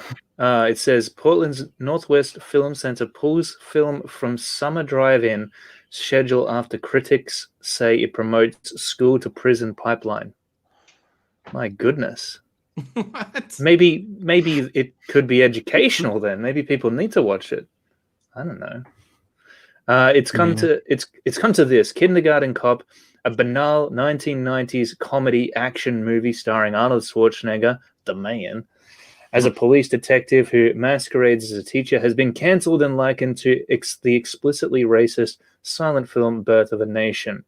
Kindergarten Cop was slated to kick off Portland's Northwest Film Center's cinema Unbound Drive-In Theater on August 6th until critics led by local author Lois Levine said the PG-13 movie promoted a school-to-prison pipeline. I mean, man, they got to get creative with these excuses now. These fucking Karens, man. Yeah. Swear to God. They're just They are twisting it up. creative. Like, some of the stuff they come up with, I would never have thought of. Terrible. I don't know, man. The world's gone crazy, and the positive thing about it is we're able to fill a wider gap. The stage is ours now, which is a good thing. I feel like it just sucks. They're actually making it easy for people like us to come in here and grab that audience. So yeah, everything is offensive now. So creatively. They keep handicapping themselves because the same people who are just taking out little bits and pieces out of Marvel, you do the cigar, you do the alcohol, you do too much hip shake. Exactly. Eventually, you neuter the entire beast, and there's nothing left. It'll just die. It's true. And then we'll be the ones bringing cigars back to our characters, bringing sexy back and the action, and people right there love that stuff. In Graveyard Shift. The Brahm character, he's our cable stand-in. Cigar right there. It's there for it's a so reason. cool. There's no cool. It's so simple. It's so harmless. I mean, generally creatively harmless. Obviously, cigarettes suck, and you probably don't want to use them. I smoked when I was younger, but it's so easy to be creative and to be offensive by just giving someone a tobacco product. Yeah, I mean, and we love offensive things anyway. Like that sells so well. Yeah, semi-offensive things, right? I don't really look at actually offensive things. Yeah, I don't look at people with tobacco and clutch my pearls. Yeah, exactly. I'm like, oh my God, look at this smoker. Setting a bad example. These fucking Nazis, I mean, it's so trivial, but totally. But that's the gift handed down from SJWs. Is that when Marvel has to take like Wolverine, right? He smokes, he drinks, he's an anti-hero. He's not meant to be that really squeaky clean role model type character. But once you take away the smoking and the drinking, you make him a teacher instead of a berserker. You just keep watering him down until he's just fucking an older, hairier Peter Parker, and then the character is ruined. I mean, that's the value. Put him in a weird value of character. Yeah. Corey, did you just talk over John Malin? No, it's fine. Go ahead, Corey. You got to help it. They put him in a weird relationship with Cyclops and Jean. Weird threesome thing. Yeah. Yeah, I've heard they've implied a polyamorous relationship is going on between the three of them. And what happened to Wolverine? Yeah, like I say, guys, I draw a line between mainstream and independent comics. I feel like independent comics, do whatever you want, be as crazy as you want. I don't fucking care. But mainstream, I feel like those are geared towards kids still. There's still that illusion that it's intended for your kids. And, I just think kids should be protected, like taught good, healthy, relationships and things along the lines of that, things that aren't going to be, psychologically damaging to them. I'm not saying they can't be challenged. I'm not saying that you can't put in whatever message you want to put in, but you wrap it in a metaphor. You give it some universality and you say, this can be applied to this, which is what I really want to talk to, but I don't want to hit this child or their parent in the face with this point of view. So I'm going to wrap it into a metaphor and try to put in that seed of understanding. That's perfectly fine. That's what comics largely do or have done. That's just good storytelling. That's not me. Somebody living in Beirut. Hey, for some reason, my house owner is so. Oh, dude. Okay, what happened in Beirut, by the way? I heard about this last night. There was like a small nuclear explosion there recently. Yeah, apparently 3,000 tons of ammonium nitrate went up. Yeah, that's the story. So that's hardcore. Look, I was watching the video with my wife, and yeah, they're saying ammonium nitrate went up. And I'm just like, wouldn't that just be because we're dummies, right? I mean, how many times do we see explosions on this level and whatnot? And the government could have just put it like maybe not a nuke, because I think the radiation that'd be a bad thing, but like the Moab, the mother of all bombs, the biggest non-nuclear bombs, like they could explode one of those or drop one. Probably not drop, but they probably could have exploded one like in a ship or whatever else. And then just blamed it on ammonium nitrate. Like that could be the beginnings of World War III, but we're not going to know about it for 3 more months because the media just covered up. So there's 2,000 tons of ammonium nitrate going up, guys, and everyone's just watching it, and we're like, it looks like a fucking nuke. It looks like a bomb, but it turns out, I don't know what 2 tons of ammonium nitrate can do. Yeah, me either. Now that you mention it. That's a really good point. And they do make shit up too. Like you hear about all these cases coming out now, all this paperwork from the FBI being freely released on the internet. And it's like, oh yeah, UFOs did actually exist. These air pilots did actually see them. And they just, for so many years, they were denying all of this stuff. Yeah. Wow. I'm looking to see how much, what was it, fertilizer that Timothy McVeigh used when he took out that building. Oh wow! Because maybe that would be a good scale. Are you all familiar with that, Clayton and Corey? No. There was a U.S. citizen who blew up a building. Was it in Oklahoma, John? Mm-hmm. His name was Timothy. No, this was years ago. Maybe even like 20 years ago. Right. 96, I believe. Oh, okay. 5,000 pounds of ammonium nitrate. So the truck consisted of 5,000 pounds. So tonnage, what did they say of that other one? 3,000 tons? Oh, 3,000 tons? I don't know. We'd have to look it up, wouldn't we? Let's see. But he blew up a building, guys, and he killed like women, children. I think 130 people were killed. It was terrible. That's brutal. Okay. Thanks for bringing that up, John. I thought we were talking about comic books. Yeah, that's hardcore. But that was a pretty big explosion, and 5,000 pounds, so 2 tons ish of ammonium nitrate. That's what he used. So if you multiply that, then maybe that thing could be that big. Damn. I don't think mushroom clouds are exclusive to any type of bomb, but so that's hardcore, man.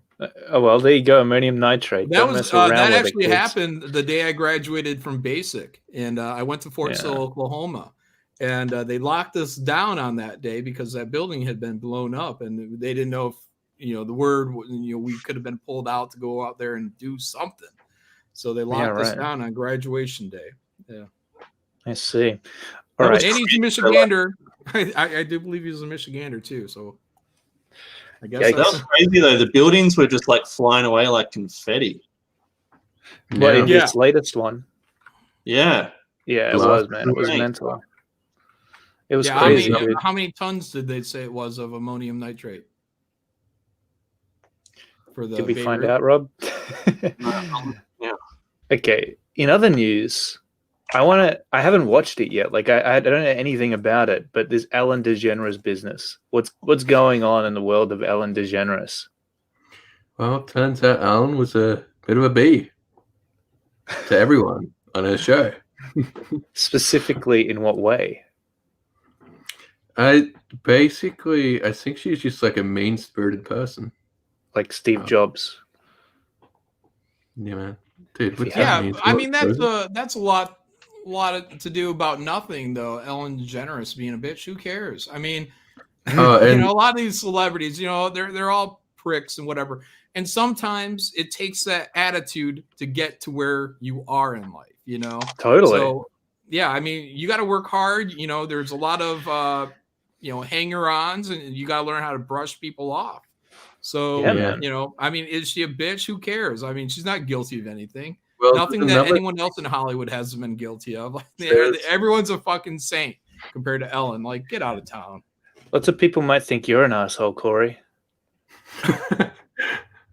Well, that is some Weinstein stuff to it, because some of the producers they were telling girls, like even guys, I think there was a gay producer as well, taking advantage of people, telling them to give them a blowjob under the desk. And What? Ellen knew about this stuff, and she just laughed at it. It's what you got to do, man. Turn a blind eye. Stuff. It's a different time back then. Look, I mean, what do you do? You know, that's offensive. You know what I mean? Like, if you've heard secondhand, like, what is your fucking responsibility? Because you heard something secondhand. You know, oh, I got to call the police because someone might be getting in a BJ. You know, you say, huh, that's fucked up. I guess I wouldn't work with that person. It's just a BJ. It's just a BJ, Corey. Settle down. Yeah, no, totally. Well, it's like when they were trying to cancel Christian Bale all these years back because he yelled at some incompetent moron on the set of the Batman movie. Mm-hmm. It's like, it's like I think it was the Terminator Salvation movie, which was awful. Oh, was it? Way. Yeah. Yeah. Oh, thank you, Darren Wagner. 2,750 tons. So that's a big difference. Bancroft says it's 5.5 million pounds. Awesome. Yeah, there you go. So that was on the set of Salvation, was it, George? Yeah. Did you ever actually hear the clip? Yeah. You fucking idiot. Yeah, he was pretty brutal. You imbecile. What are you doing? Yeah, it was pretty good. Yeah. We should get it up now. No. Don't. Look, I mean, you factor in you're having a bad day, but also, look, I mean, the work ethic that it takes for somebody. Now, Christian Bale is a little bit of a different story because he was actually doing well from early childhood. He was in a Spielberg movie when he was like, I don't know, 10. Oh wow. Yeah. What was it? Was Empire of the Sun or something like that? One of these films. So he was actually doing well, but I mean, it's still, there's a work ethic that goes on. And when you factor in a bad day and you see someone that just isn't doing their job, or maybe it's been weeks of this motherfucker stepping in the wrong spot, and it's like someone get some, if the director isn't straightening out the situation, then at some point you're going to blow your top, just like any career, you're going to go off on some dummy. So yeah, totally. And you can imagine, all I'm saying is we tend to try to measure people against this idealized, sainthood position, but they're just like you and we are. We go, I've had regular jobs, but you go to a day job, you deal with fucking assholes. Someone's sitting in your fucking chair and it has your name on the back of it. In your parking spot. Yeah. Get out the golf club. And then you got the manager. The manager isn't doing jack shit about these fucks, So at some point you got to go off. You got to say, look, I'll fix the situation. Sadly, that's on video and whatnot. It doesn't look very good on him because there's no context, but I'm sure the context is fucking dumbass over there kept stepping in front of the camera for 2 weeks. Oh yeah. Exactly, man. It's like you can imagine how intense that would be, like shooting a scene maybe multiple times over. You get it just right and you realize that guy was in front of the lens. Mm-hmm. That'd just be the worst. Oh yeah, man, especially if you care about your craft. Dude, I cut sick at myself sometimes. It took a lot for me to get to that crying state, and this motherfucker acting. Yeah. Yeah, he broke his American accent for that too. Yeah, man. I think he started letting it slip that he's a Brit. He's in the headspace of John Connor. John Connor's not a nice guy. Yeah, totally. Well, I hear she's gonna. Last I heard, she was gonna cancel her show. But the thing is everything with a little bit more context. Yeah, that's true. No, I saw a headline. No, maybe a tweet. They're gonna get this other fat comedian guy. Wait, hang on. They're gonna get someone else to replace her, but now everyone's got all this bad stuff on him. You can't win purity tests, guys. Someone's always going to be able to call you out at some point in your life for being a fucking asshole. You got to just move on. Sometimes they're going to be right too. So. None of us are look. saints. None of us should pretend to be saints. If I was her, I'd just retire anyway. You know. I mean, she yeah, who probably needs the fucking headache? take a vacation now. People talking shit. Great excuse to leave. Yeah. Get on YouTube. You know. Yeah. I mean, I'm kind of not surprised that Alan's a bit of a B. Like, she just kind of looks like it. Yeah. She looks like she doesn't take no shit. Mm. You bring her the wrong coffee, you're screwed. Yeah. But look, if that's your one fucking job, it better be the right fucking coffee, man. Yeah, fuck. So true. Look, if I hit fucking Ellen DeGeneres levels of fucking celebrity and money, I'm gonna have one of the the kabuki ladies, like, you know, because they got ceremony on how they do all this shit. I'm gonna be like, look, I want my coffee the same fucking way. I want 3 turns on the fucking cup before you hand it to me. That's all I ask. I'm gonna pay you well for it, but don't do fuck your it job. Up. 2 3/4 turns is not 3 fucking turns. And get rid of all the brown M&Ms, please. Yeah, totally. Oh well, John, you're on the way there. You'll be there soon. No, that's like insane amount of celebrity and money. Do you guys know that reference about the brown M&Ms? What he's talking about? Wait, what's the reference? Assume we don't know any reference. It'll be a much easier. That's why I'm asking, because I don't know what tinnies are. You guys explain that to me, and Mackies. But there was Van Halen in their contract.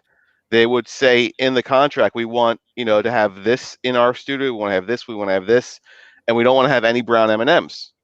Yeah. And that wasn't because they were being like self-centered.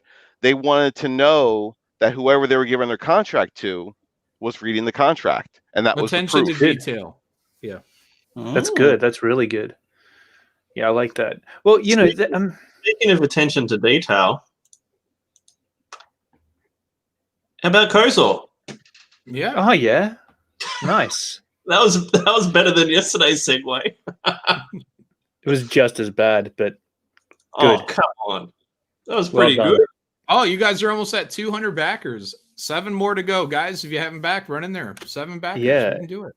That's amazing. Yeah, man. We didn't expect that for our first campaign.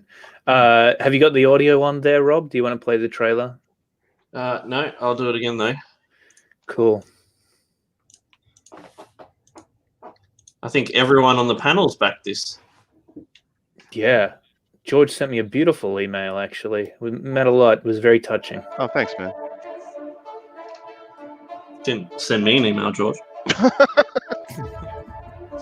Kozor Descent into Madness features 43 full-colored pages of intricately detailed art that tells a nightmare-fueled story of foul demons, abundant bloodshed, and the insidious corruption of a warrior's psyche.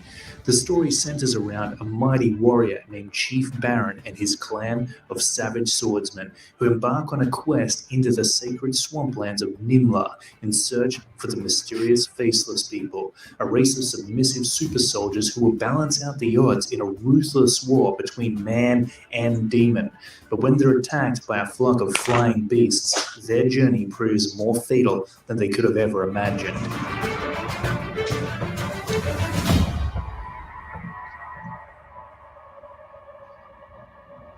In this campaign, backers get no less than the definitive edition of Kozor Descent into Madness, which comes complete with refined edits, additional story pages, retouched interior artwork, and new wraparound covers. If you're a fan of dark fantasy and medieval horror, this book is for you. Back Kozor Descent into Madness today, only on Indiegogo.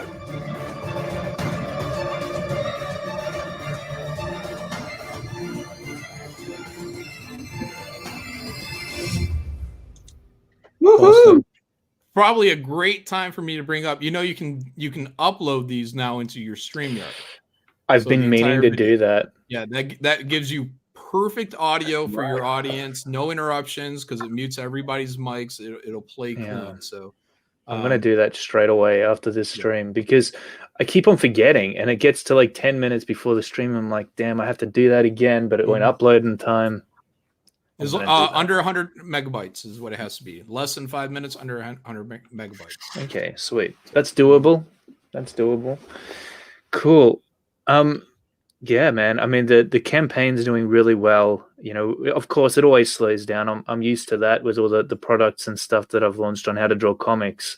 So it's just a matter now of making sure that we try to keep up the momentum and really hype the people that have already backed as well, like by putting out some more updates and showing people what's happening with the book, making them feel like they're a part of this, because they are. You know, this I mean, it'd still happen with or without the wonderful people who have supported us, because Corey just, you know, isn't interested in anything else other than actually doing the comic book itself, which is cool. But you know, it's still really motivating for us, and it helps us get it in print. When is stretch goals coming out? I've been meaning to put those up, actually. We got a few planned. I'm not too sure yet. I mean, we passed the 10K mark, so technically there should be a stretch goal that is already unlocked. So I'll put that up later today. How about that? Yeah, you want to get those. You want to get those up before you start losing too much momentum. Why people are still tuned in, and heck yeah. But yeah, I just updated my campaign this morning, and it significantly slowed down, and within about an hour and a half, I think we made like another $1,000. So, you know, just reminding people that there's stretch goals that have been accomplished and are about to be accomplished. You know, in my case, the secret perk, I remind people of that. So, you know, there's good incentives out there built in to get people to back. I saw that on Fraga's campaign for Black Flag. He launched some new covers. Rob Willis. No way. Yep. Yeah. Are they stretch goals? Does everyone get that, or do you have to read? No, it's 2 brand new books. It's 2 brand new tiers he offers. I'm gonna have to back that now. Yeah, they're alternate covers, I think, for Black Flag, right? Yes. I mean, it's just variant covers, yeah. Thanks for that, George. In color or in black and white. Nice.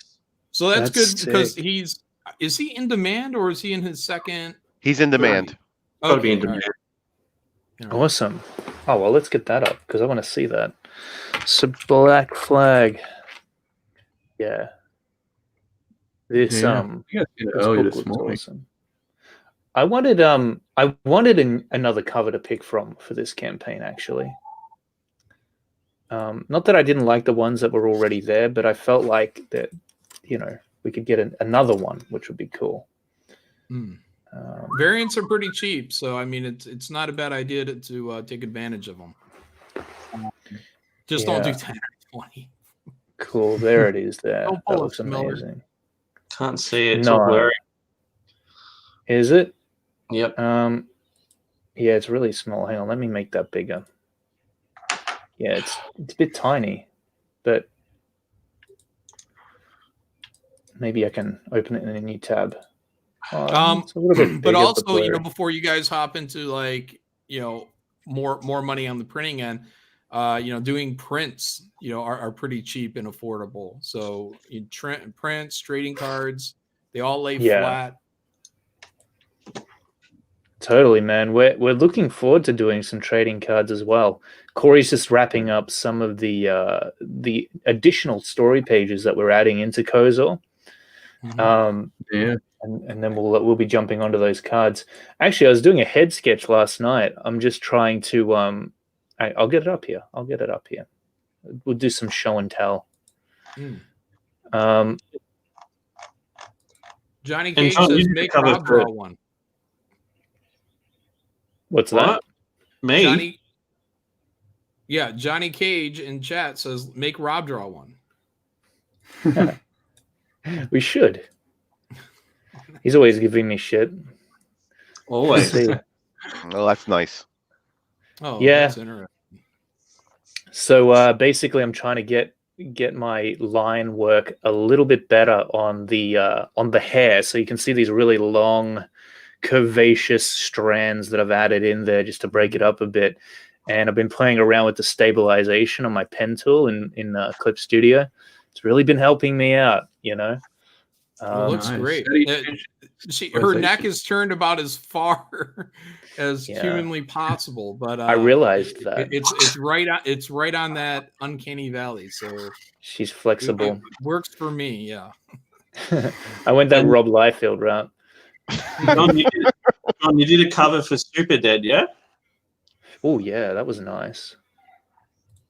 For what? Oh, for Super Dead. Yeah. That was awesome, man. Great cover. Reminded me of it was a good Spawn. opportunity for me to try to draw Spawn. So, yeah, I can do it. Yeah, that was really cool. Yeah, that was help really out cool. Mandy and Peter Gilmore a little bit on their project. Yeah, well, they're amazing people, and hopefully they do well.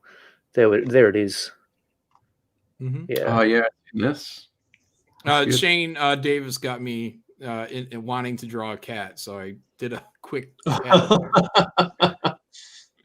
Yeah, that's awesome. Yeah. Great little detail. I love details like that. Kind of adds to the story and the context.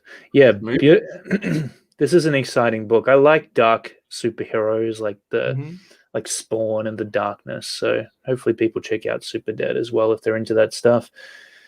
But I think that's where they're show. pulling from is Spawn, Darkness. Sweet. Right in that wheelhouse. That's really awesome. So I mean, I think what I'll close out with today is it's pretty funny how they are trying to cancel Ellen DeGeneres now, and they tried to cancel other people in the past, and people who jumped on board this the social warrior bandwagon, and now people they're cannibalizing each other basically. Yes. So I'm wondering, when everybody's going to be like, screw this shit, why don't we just create whatever the hell we want? Because nobody appreciates that anyway. Yeah, it has to get to that point. But that's a good thing because they are going after their own. So, Ellen DeGeneres would have been like a great ally, for them, in this fight, but they can't help themselves from attacking anything with a pulse. So any opportunity they go for, because it's not really about any of this stuff. It's just about, it's just about having the feeling of control over another human being, to bend them to your will, to make them bow down before you and say, I got you, Ellen. And who the fuck am I? I work, a regular job, or I don't work at all. I stay with my cats. So probably. It'll be interesting to see. It's like if you can't, be their best friend, maybe you can be at least remembered by them, like the stalker fan. I love you so much. Like Selena's fucking, what was she, manager killed her. Like, I can't have you, I'll kill you. Yeah, that's exactly it, man. You see these weird characteristics, these weird cycles pop up in people all the time. And I mean, look, the entire situation, there's dips, there's high points, and everything comes full circle in the end. I think that we're going to be at the head of that, though, because we're getting a head start on everybody else by just making cool stuff. So, everybody else will have to catch up. When Ellen DeGeneres realizes that what we're doing is really the way to go, she'll jump on board. Cool. Well, with that, all of that said, everybody in the chat, thanks so much for joining us today. John, thank you for popping on, man. It's always a pleasure. George, thank you for gracing us with your presence today. Great times. And Corey and Rob, of course, as well, the wonderful people who helped bring this show together.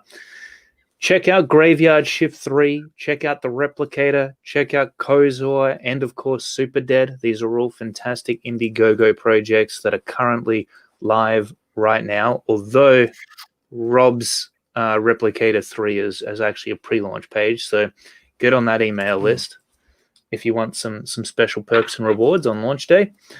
Other than that, it's been a damn good show. Thanks, guys. Yeah. And go check out Fragger Boom's about to go on. So go check out that stream too. Great day, everyone. Awesome. All right. Bye-bye.